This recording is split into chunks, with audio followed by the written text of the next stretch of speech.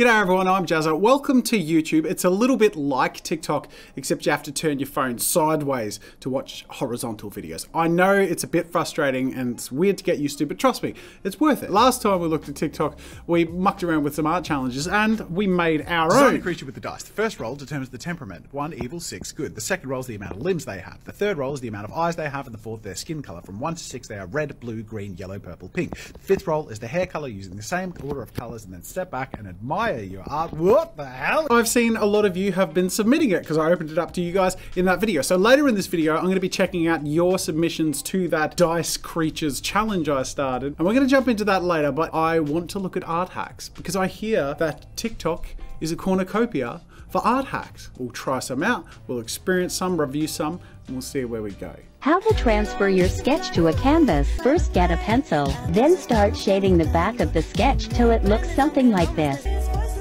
Start overlining. Ta-da! That's a good one. Let's do it. You ready? Let's transfer the dragon. I'm going to use our first art hack from TikTok. And because I can see the lines on the other side, I can see that I don't have to fill all of it in. I just need to shade in where the actual lines are. All right, so I got my areas down. Just thicken them up in places where it's a bit thin. Now we do the overlining. Just drawing over the areas where I've got the lines there that I want to transfer. Oh my god. I'm going to be honest, I didn't expect it to work as well as it just did. That's a 2 thumbs up one. Here's how to make a realistic skin tone with very little paint colors. You start with just red and yellow, make an orange, and add a tiny, tiny dot of blue. And that gives you a nice medium skin tone. That's actually really good advice. I genuinely learned some things from that because I tend to overmix colors mucking around, and it's only in my recent mucking around in oil painting that adding that bit of blue has worked quite well in the shadows, but I haven't done that in the midtones to neutralize it, and I felt like they were a little bit yellow. That's really helpful. 60-second tutorial on drawing teeth and a smile with the mouth open. Do not draw these vertical lines. No, don't. Yes, that's good advice. Draw the gum lines, kind of just like a V shape, and under the gum lines, on the 2 front teeth, put a dot. Shade it in with a blending stump. Wait, what's a blending stump? Blending stump? A blending stump or a paper stump is a stick of tightly rolled up soft paper with 2 pointed ends they use to blend, smear, or smudge graphite, charcoal, or similar mediums. I want to muck around with blending stumps. And this has got good advice on how to draw a mouth and how not to draw a mouth. That's 2 thumbs up. Obvious hacks that are not obvious. Use hairspray to fix your drawings. Keeps them from smudging. I'm going to test this with this drawing. I'm just going to add a bit more graphite because there's more ink than graphite. So just sort of shading in some areas and adding to the outlines. As you can see, the more I press and drag, the more I smudge. And this can be useful. As you can see, I'm using it to create a bit of a speed effect. And if I'm quite firm and go in repeated places, I actually quite like this. It sort of adds to the drawing. But what you don't want is to do that accidentally. So let's give the hack a go. Give it time to dry. So it's fully dry now, and if I, in theory, push this way, that's still smudgy. That didn't seal my drawing. Right, let's just be fair and briefly compare this with matte spray finishing sealer. Let's just do it on this dragon artwork, something different. Again, just very lightly, just gonna add some shading just to test out the difference. Because I could be unfair here, like, you know, maybe actual art sealant spray that's meant to do this would have the same effect if I actually tried to smudge in it. All right, I'm just gonna give it a whole smear. Oh my God, that worked amazingly well. No smudges. Who'd have thought that using the actual product that's meant to finish and seal your artwork, it would finish and seal your artwork, unlike hairspray. Maybe it's the brand of hairspray. White gel pens for highlights. That's just what the white gel pen is for. That's not an art hack. That's just an instruction. That is they're very good drawings. You're a very good artist. Here's part 1. Here it is. What are your initial art hacks? Use a piece of paper to prevent your hand from getting dirty. That's a reasonable one. I've always done that. Keep tin foil as a palette so you don't need to wash it. Okay, yeah, I'm on board. That's pretty good. Yeah, all right. Look. Credit where credit's due. There's a couple of decent ones. I'm going to give you a thumbs up. Hairspray, no. But the palette, That's good. The paper drawing thing, someone had to teach that to me, so you're teaching some people that. Well done. White does not necessarily mean bright. If you're trying to make your colors brighter, try playing around with some neons. Adding a neon will kick up the intensity without desaturating the color. I like that one because white obviously isn't saturating, it's desaturating the tone. So if you're making something lighter, you lose that saturation. She's basically saying use a highly saturated, lighter pigment, and you can mix in the white as well, but it stays vibrant. That's good, I like that. Turning dried out paint tubes into watercolor. Ooh, that's cool. I'm not gonna give it a thumbs up though, because it's not. I've never had a dried out paint tube. I don't know how unsealed or old a paint tube has to be for it to actually dry out. Let me know in the comments. Do you have a problem with dried out paint tubes? I'll give it a almost thumbs up. Legs are kind of curvy and point in and down like little triangles. Next is the side body. The human torso is shaped less like a carrot and more like a bean. The elbow goes in the middle of the torso, hand at the middle of the thigh. This guy's a very straight posture, but it's more comfortable if you add the tilt. And you can see that if the knee bends, the hip goes down. Hip down, shoulder up. So the jaw is usually located a little bit above the mouth. And this is true for manga styles as well. So there you have it. 5 common anatomy mistakes, part 3. I like that. They're helpful tips. I don't know what qualifies an art hack. I feel like an art hack is something that solves a problem in a new way. These are drawing tips and they're good ones. I like them. Thumbs up for that. But I don't feel like it's hacked anything. It's just sort of guiding. To be fair, I can imagine being a new artist and just looking up art hacks and just scrolling through these and just soaking in a lot of cool stuff. Something I always struggle with is I draw sketches that are full of life and depth, but then when I draw the line art, it just feels flat for some reason. But then I watched a video from my favorite artist of literally all time. She draws her line art on the same layer as her sketch, and she literally erases it as she goes and just goes over it with the darker color. And bro, there is a difference. I don't know if you can tell, but like, I don't know. My theory is that it gets you out of your head and it gets you more into the flow of art. Anyways, let me know what you think and like for a part 2. I don't know if it's a hack. Again, it's a cool tip, but that's a double thumbs up, really interesting one. This method is really useful if you want to break down the anatomy of a hand. I'll draw a line down my thumb and curve it around the middle of my hand. So when we're done, your hand is going to look like this. And it's going to make hand studies so much easier and more flexible with what you want to create. That's an interesting one, because we did an art hack with the Facebook art hacks thing that was similar, but it used a glove. I guess it was trying to avoid the mess, but it was really inorganic and not great. This one's more organic. I can see it actually being more useful, except that it's messy. Half a thumb up. Lay down some squiggly lines. That's it. That's the technique. Just a bunch of squiggly lines until you have something that kind of look like petals. Some artists that use this technique, they're so good, my dude. They just have one flawless swoop and they got a full petal. Oh, I'm not one of those artists. Oh my god. That's really cool. I'm impressed. I like that one. Today I'm going to show you an easy way to get your cheap colored pencils to look like they're expensive colored pencils. Hey, it's Ray! Now we're going to give him a bath for maybe about 3 to 5 minutes. And now that we broke down the first layer of wax, check it out. Okay, well that's cool, because it's always the resistance I feel in the cheap pencils.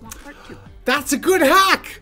I like that hack, well done! Don't waste your time or money on buying fabric paints if you already have acrylic paints. It's a fabric medium alternative, which you just mix with your paints and heat set. Ah, that's clever. Your fabrics come out soft, stretchy, and washable. That's 2 thumbs up. An easy way to give your paintings a professional finish is to paint the edges. Have you ever been irresponsible with one of your paintbrushes to then find it doing like weird things like this? You can alleviate that problem using good old-fashioned hand sanitizer.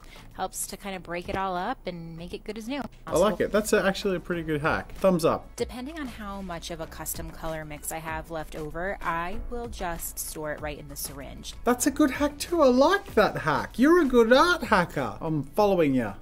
If you're looking for paint that's going to give you full coverage, make sure that it has this little black box. Oh, this is useful stuff. Instead of only painting on stretched canvas, I often prime watercolor paper with gesso because it ends up giving you the same nice texture to paint on, but it doesn't cost as much. That's a good tip. I like that one too. Who's our hack queen? Creative Steph. Well done, Steph. Good tips. But I want to take a break and check out your wonderful submissions to the Dice Creatures challenge. Oh my god, there's so many. It just keeps going. Like, check this out. It's there's so many, it's not loading them in time for me to scroll. Okay, obviously I can't go through all of them in this video, so go check out the Dice Creatures challenge. You can see it by following me on TikTok, and you can see the Dice Creatures thing. Tap that and go to that little soundtrack on the bottom right, and you can see all the submissions that use that same audio soundtrack where people make their own Dice Creatures. I'll put the link in the description to this Dice Creatures challenge. I'm going to make another challenge at the end of this video for you to join in, which I'm going to show you in a future video on this channel and showcase some of the top entries to that. So I'm going to flick through the top 20 or 30. Admire your art. What the hell? That actually looks really cool. Step back and admire your art. I'm surprised you guys kept up with the speed of all the prompts. Same order of colors, and then step back and admire your art. What the hell? This is so cool. They're so random. Like all the characters are so different. Same order of colors, and then step back and admire your art. Wow. Oh my god, these are some serious creatures, guys. Step back and admire your art. Whoa. And then step back and admire your art. What the hell? Whoa, that's a really cool, like that really simple design and just cool textures. Well, oh, I just love that execution. I love it. I love seeing the progress ones too, where you can sort of see the stages as they went through it. Whoa, yes, that's so good. Oh, I love that. Fifth roll is the hair color using the oh same my god, order of colors. this is amazing. And admire your whoa. My god! Amazing. You guys are amazing. Like I said, I can't show everything in this video. That's not what this video is, but please go check out the amazing entries. There's such cool stuff here. I'm going to check it out in my own time. Don't do this challenge after drinking too much. I haven't seen any of these where they go side by side. What's that called? It's a duet. It's a duet. Let's do a duet. You and me. You're watching this right now. As you can see, there's going to be a lot of people joining in the duet. That's cool. That means there's going to be a lot of stuff for you to enjoy and have a chance to being spotlighted in a future video on this channel. And of course, get noticed and get some exposure and find some new followers on TikTok from other people who are exploring our little challenge. So it's up to me to create part 1 of the duet. I'm going to draw the right page of a sketchbook and you're going to draw the left page. I don't know if any of you can relate to this, but I only really draw on one side of the sketchbook. All of my sketches are on the right page of the sketchbook. Maybe it's because there's something darker afoot. I feel like there's a theme here that I can channel.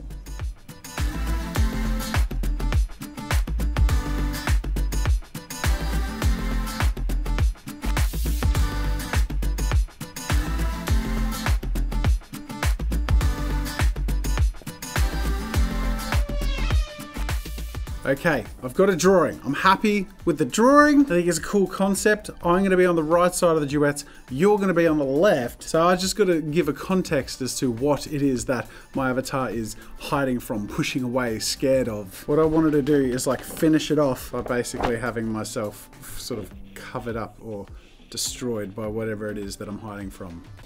And all I need is this little bit of paper. I mean, I've got something here, and I'll just add sound and voiceover. Let's hope this works. For some reason, I only ever draw on one side of the sketchbook. I like to tell myself it's because it's neater, and I don't want the drawing to show through on my nice illustrations, but maybe the truth is I'm just scared of what lies on the other side. Oh god, no! Ah! No! Stop! Ah! I think that went pretty well, don't you? Alright, let's add some horror sound. I have a feeling that this is perfect because it leaves room for you guys to do something really epic and creepy or really dumb and funny. And it's all good. Alright. Allow duet posts. It's up to you what's on the other side of the sketchbook. We're going to have a look at that all together in a future video. I realized that I should wrap up my art hacks TikTok video on YouTube with a TikTok art hack that I contribute myself. And I've seen the caliber of TikTok art hacks out there. I feel like I might have a few up my sleeve, and actually drawing this picture has made me think of one that I lean on pretty heavily and I've never had to not use, which is how to draw chains. It is a sort of how to draw, but it's a hack. It's a really simple like mechanism. I'm doing this in bursts. So you got your lines. This is going to be sped up. So I'm just going to go circle, circle, circle, circle, circle.